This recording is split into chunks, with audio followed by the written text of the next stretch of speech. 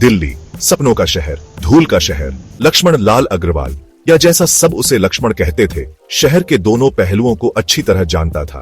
वो पुरानी दिल्ली की तंग गलियों में एक छोटे से कमरे में रहता था। उसके दिन लंबे थे, जेब हमेशा खाली और दिल एक अलग बेहतर जिंदगी की तमन्ना रखता था।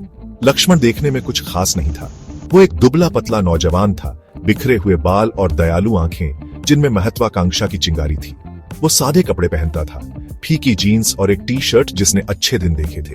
उसकी जिंदगी एक निरंतर संघर्ष थी, लेकिन उसने अपने सपनों को कभी नहीं छोड़ा। हर सुबह लक्ष्मण शहर की आवाजों से जागता था। कारों के हॉर्न, विक्रेताओं की आवाजें और दूर से आती अजान की आवाज सब एक परिचित संगीत में मिल जाते थे। ये एक याद दिलाता था कि वो भीड़ में बस एक और चेहरा था, एक और आत्मा जो दिल्ली की अराजकता में अपनी जगह बनाने की कोशिश कर रही थी। लेकिन लक्ष्मण बस एक और चेहरा बनने से इनकार करता था। उसके सपने थे, बड़े सपने, और वो उन्हें हकीकत बनाने की ठान चुका था। लक्ष्मण के दिन एक निश्चित क्रम में चलते थे। वो सुबह कॉलेज जाता था, पढ़ाई पर ध्यान देने की कोशिश करता था, जबकि उसका मन अपने सपनों में भटकता रहता था। लेक्चर लंबे लगते थे, शब्द बेमानी गुनगुनाहट में धुंधले हो जाते थे। वो उस दिन का इंतजार करता था जब वो कक्षा की चार दीवारी से बचकर अपनी महत्वाकांक्षाओं का पीछा कर सके। कॉलेज के बाद लक्ष्मण चमन मेडिकल स्टोर में अपनी पार्ट टाइम नौकरी के लिए भागता था।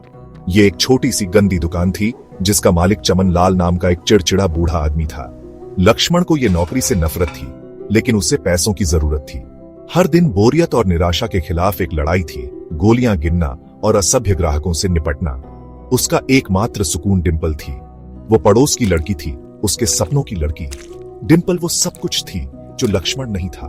वो आत्मविश्वासी, मिलनसार और खूबसूरत थी। उसकी मुस्कान कमरे में रोशनी भर सकती थी और उसकी हंसी लक्ष्मण का दिल धड़का देती थी।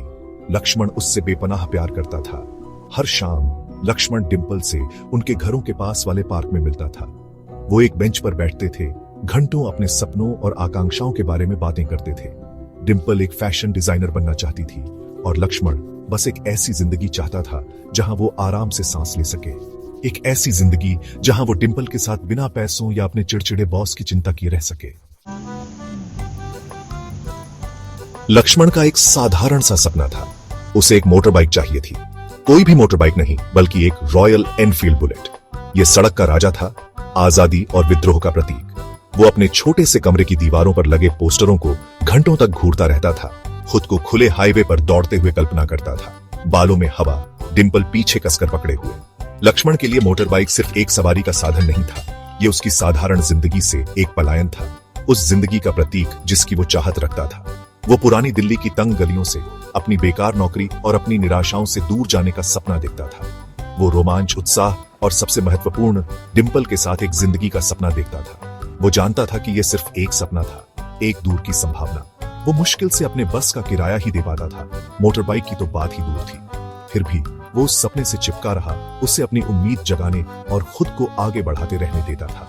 वो हर वो रुपया बचाता था जो वो कर सकता था, खाना और कोई भी छोटी मोटी खुशियां त्याग देता था, सब उस मोटर बाइक के मालिक बनने की उम्मीद में, जो उसकी व्यक्तिगत आजादी का प्रतीक थी। लक्ष्मण के चमन मेडिकल स्टोर में घुसते ही दरवाजे के ऊपर लगी घंटी बज उठी। हवा में एंटीसेप्टिक की गंध और उसके बॉस चमन लाल की दबंग उपस्थिति भरी हुई थी। वो एक छोटा मोटा आदमी था जिसके चेहरे पर हमेशा खट्टा भाव रहता था और उसकी आवाज दूध फाड़ सकती थी।